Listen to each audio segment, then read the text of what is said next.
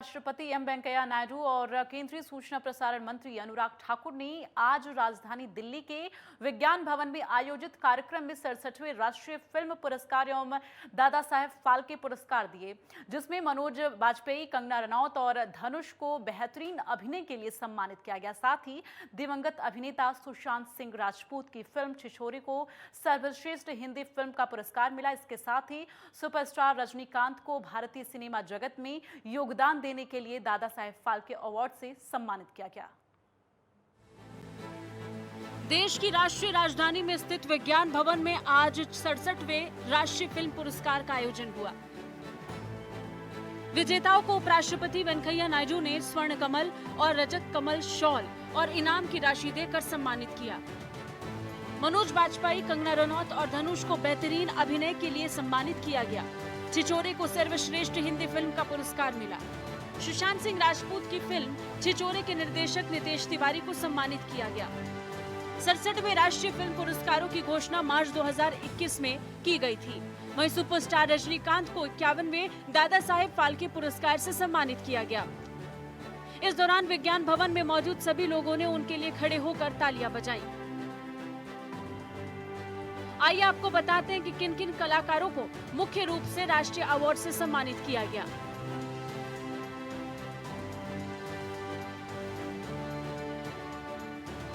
सर्वश्रेष्ठ अभिनेत्री कंगना रनौत। अभिनेत्री कंगना रनौत को एक बार फिर से सर्वश्रेष्ठ अभिनेत्री का पुरस्कार मिला। उन्हें 25 जनवरी 2019 में रिलीज हुई मणिकर्णिका और 24 जनवरी 2020 में आई पंगा के लिए सम्मानित किया गया।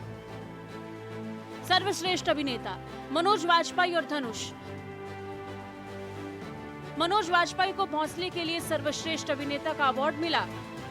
देवाशीष मखीजा द्वारा लिखित और निर्देशित ड्रामा फिल्म में मनोज वाजपेयी की भूमिका को लेकर उन्हें सर्वश्रेष्ठ अभिनेता का पुरस्कार दिया गया। इसी के साथ धनुष को फिल्म असुरन के लिए अवार्ड मिला।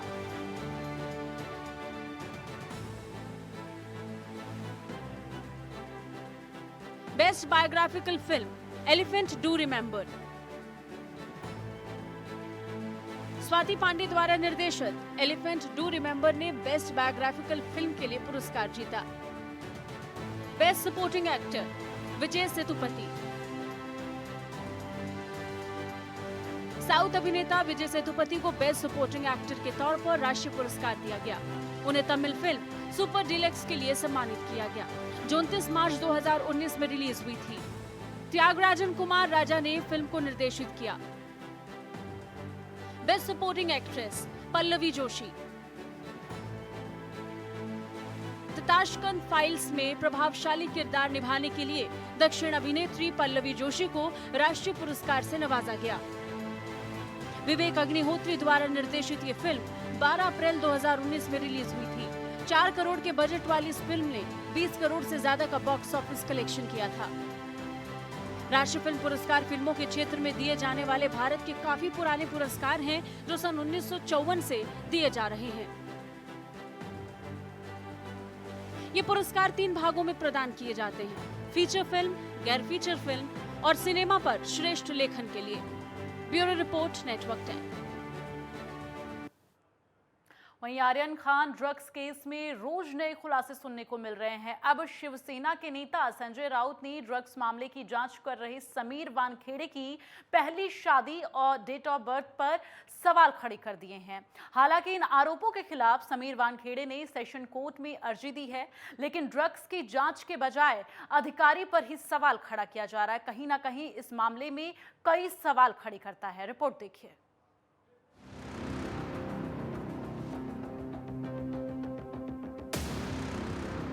संजय राउत ने ये दावा किया है कि उन्होंने कल जो ट्वीट किया उसमें केपी गोसावी और आर्यन खान के साथ जो तीसरा आदमी काले कपड़े में है वो सैम डिसूजा है। गोसावी सैम से आर्यन खान के मामले को दबाने के लिए 25 करोड़ का बम डालने को कह रहा था। शाहरुख खान के बेटे आर्यन खान से जुड़े मुंबई क्रूज ड्रग्स मामले में एनसीपी नेता नवाब मलिक एनसीबी की जांच अधिकारी समीर वानखेड़े पर लगातार हमले कर रही हैं। अब उन्होंने समीर वानखेड़े के खिलाफ निजी हमले भी शुरू कर दिए हैं। आज उन्होंने समीर वानखेड़े का 20 से 25 साल पुराना फोटो और बर्थ सर्टिफिकेट को ट्वीट किया है। उन्होंने ये ट्वीट कर कैप्शन में लिखा, पहचान कौन? नवाब मलिक का दूसरा ट्वीट, समीर दाऊद वानखेड़े का यहाँ से शुरू हुआ फर्जीवाड़ा। इसके बाद नवाब मलिक ने अपने दूसरे ट्वीट में समीर वानखेड़े के बर्थ सर्टिफिकेट की तस्वीर शेयर की है। इसमें कैप्शन में लिखा गया कि यहाँ से शुरू हुआ समीर दाऊद वानखेड़े का फर्जीवाड़ा। क्या अपने बारे में गलत जानकारी देकर IRS अधिकारी बने समीर वानखेड़े? इस बर्थ सर्टिफिकेट के मुताबिक समीर वानखेड़े एक मुस्लिम परिवार से संबंधित है। दावा ये किया जा रहा है कि उन्होंने गलत तरीके से आरक्षण का फायदा उठाया और इंडियन रेवेन्यू सर्विस की नौकरी हथियाई, यानी कि आरक्षण के लिए अपना धर्म छिपाया। समीर वानखेड़े की पहली शादी डॉक्टर शबाना कुरैशी से हुई। अभिनेत्री क्रांति रेडकर उनकी दूसरी पत्नी है। उनका एक और ट्वीट भी वायरल हो रहा है, जिसमें समीर वानखेड़े की पहली शादी की तस्वीर शेयर की गई है। समीर वानखेड़े की पहली पत्नी का नाम डॉक्टर शबाना कुरैशी है। क्रांति रेडकर उनकी दूसरी पत्नी है। दावा है कि ये तस्वीर समीर वानखेड़े की पहली शादी की है। ये शादी साल 2006 में हुई थी। समीर वानखेड़े शिकायत लेकर सत्र न्यायालय गए। इसके जवाब में समीर वानखेड़े ने यह आरोप लगाया है कि उनके खिलाफ गिरी हुई राजनीति अब शुरू हो गई है। पर्सनल अटैक शुरू हो गया है। समीर वानखेड़े ने फर्जी सर्टिफिकेट के आरोपों को सिरे से नकारते हुए कहा है कि ये गलत आरोप है और पहले से शादीशुदा होने को लेकर जो आरोप लगाए गए हैं उसको लेकर पहले जानकारी निकालनी चाहिए थी। ये निहायत ही घटिया आरोप है, ओछी हरकत है, तथ्यहीन आरोप है। जिस औरत का तलाक हो चुका है उसके फोटो किसके परमिशन से वायरल हो रही हैं? एक तलाकशुदा महिला को भी नहीं छोड़ा जा रहा। शाम को प्रेस कॉन्फ्रेंस करूंगा और अपना पक्ष रखूंगा। इसी बीच समीर वानखेड़े गवाह के खुलासों के खिलाफ सेशंस कोर्ट चले गए हैं। उन्होंने कहा कि प्रभाकर साइल ने कोर्ट में शिकायत न करके एफिडेविट फाइल क्यों किया है। समीर वानखेड़े ने सवाल किया कि प्रभाकर साइल ने 22 दिनों के बाद ये मामला क्यों उठाया है। आपको बता दें कि प्रभाकर साइल केपी गोसावी का बॉडीगार्ड भी रहा है। प्रभाकर ने आरोप लगाया कि उसने गोसावी और सैम नाम के व्यक्ति के बीच फोन पर बातचीत सुनी थी। इस डील में आरन खान का केस दबाने के लिए 8 करोड़ समीर वानखेड़े को देने की बात की जा रही थी। समीर वानखेड़े की पत्नी क्रांति रेडकर ने भी ट्वीट कर लिखा है कि जो लोग प्रवाह के विरुद्ध चलते हैं वो लहरों से डरते नहीं हैं। संजय राउत ने बताया कि उनके द्वारा ट्वीट किए गए वीडियो में मौजूद आदमी सैम डिसूजा है। इस बीच संजय राउत ने ये दावा किया है कि उन्होंने कल जो ट्वीट किया उसमें केपी गोसावी और आर्यन खान के साथ जो तीसरा आदमी काले कपड़े में मौजूद है वो सैम डिसूजा ही है। सैम डिसूजा वही इंसान है जिसके बारे में गोसावी के बॉडीगार्ड प्रभाकर साइल ने दावा किया है कि उसने गोसावी और सैम की फोन पर बातचीत को सुना था। गोसावी सैम से आरन खान के मामले को दबाने के लिए 25 करोड़ का बम डालने की बात कर रहा था। इसके बाद गोसावी ने सैम से कहा कि 18 करोड़ में ये डील तय करते हैं। इनमें से 8 करोड़ समीर वानखेड़े को देने हैं। इस ट्वीट में जो आर्यन और गोसावी के साइड में काले कपड़े पहने एक व्यक्ति बैठा है, संजय राउत के मुताबिक वह सैम डिसूजा है। संजय राउत के मुताबिक ये कई दिनों से मनी लॉन्ड्रिंग का खेल खेला जा रहा था। ये बड़े बड़े नेताओं और अभिनेताओं के साथ मनी लॉन्ड्रिंग करता है। संजय राउत ने पत्रकारों से बातचीत करते हुए कहा कि ये बहुत बड़ा खेल है। खेल तो अब शुरू हुआ है। अब तक तो नवाब मलिक बोल रहे थे, इंटरवल के बाद मैं आपको पूरी स्टोरी बताऊंगा। शाहरुख खान के बेटे आर्यन खान केस अब निजी आरोपों तक पहुंच चुका है। इस पूरे मामले में अब ये देखना बेहद दिलचस्प होगा कि आखिरकार कौन सच बोल रहा है और कौन झूठ। लेकिन इस पूरे मामले में नवाब मलिक और संजय राउत का कूदना कई सवाल भी खड़े करता है। यानी कि मुंबई में कई और समस्याएं भी हैं, लेकिन ये दोनों नेता आखिर इस मामले में ही ज्यादा दिलचस्पी क्यों दिखा रही हैं?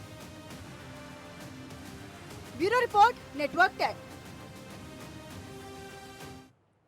और 5 की पंचमी अब आखिर में बात होगी उत्तराखंड में आए जल प्रलय के बारे में। प्रधानमंत्री नरेंद्र मोदी ने उत्तराखंड में बीते दिनों आई आपदा को लेकर चल रहे राहत और बचाव कार्य के कामों को लेकर मुख्यमंत्री धामी से अपडेट लिया। ऐसे में मुख्यमंत्री धामी ने पीएम मोदी को बताया कि प्रभावित इलाकों में राहत कार्य तेजी से चल रहा है। इसके साथ ही प्रभावित को आर्थिक सहायता भी मुहैया कराई जा रही है। वहीं आपदा पीड़ितों के पुनर्वास के कामों में भी तेजी लाई जा रही है। आपको बता दें कि उत्तराखंड में बीते 17, 18 और 19 अक्टूबर को भारी बारिश से हुआ नुकसान अब धीरे धीरे सामने आ रहा है। आपदा में कई लोगों को अपनी जान गंवानी पड़ी है। आपदा में राज्य को करीब 5,000 करोड़ का नुकसान हुआ है और इससे न केवल वित्तीय नुकसान हुआ है बल्कि कई लोगों ने अपनी जान भी इस आपदा में गंवाई है। इस रिपोर्ट को देखिए।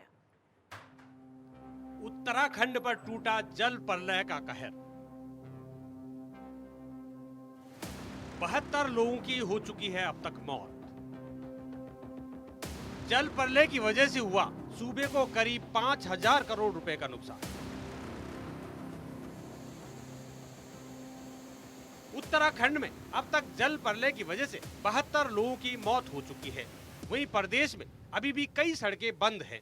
वहीं आपदा से हुए नुकसान से उबरने के लिए शासन प्रशासन लगातार राहत और बचाव के काम में जुटा हुआ है। मुख्यमंत्री पुष्कर सिंह धामी लगातार आपदा प्रभावित क्षेत्रों का दौरा कर बचाव कार्यों का जायजा ले रहे हैं। साथ ही प्रभावितों की समस्याओं से भी रूबरू हो रहे हैं।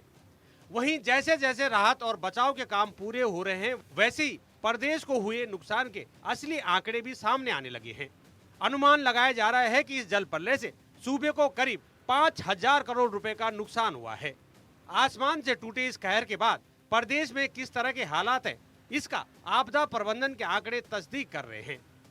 नैनीताल जिले में अब तक इस आपदा के चलते 35 लोगों की मौत होने की पुष्टि हो चुकी है। वहीं 5 व्यक्ति घायल हैं। जिले में 74 भवनों को नुकसान पहुंचा है। इसके अलावा राज्य के 4 मोटर मार्ग और 36 ग्रामीण मोटर मार्ग बंद हैं, जिनको खोलने के लिए तेजी से काम हो रहा है। इस आपदा के बाद से अभी भी कई लोग लापता हैं, जिनकी खोजबीन की जा रही है। धीरे धीरे हमारा ये काम चल रहा है कि जो नुकसान हो गया है, जो सड़कें बंद हैं, उनको जल्दी से जल्दी खोला जाए, पुनर्निर्माण के कार्यों में गति आए। अभी हम लोग कोरोना की जो मार थी उससे उबर ही रहे थे कि अब ये सबसे बड़ा नुकसान इस बार हमारा, ये इसमें सारे रिकॉर्ड टूट गए हैं। लेकिन उसके बावजूद भी माननीय प्रधानमंत्री जी का, माननीय गृह मंत्री जी का, हमारी केंद्र सरकार का, उन्होंने पूरा आकलन करने के लिए यहाँ पर टीम भेजी हुई है और टीम भेजने के बाद और तेजी लाएंगे। हम अपने सारे संसाधनों का उपयोग करके जल्दी से जल्दी सभी व्यवस्थाओं को सामान्य करेंगे।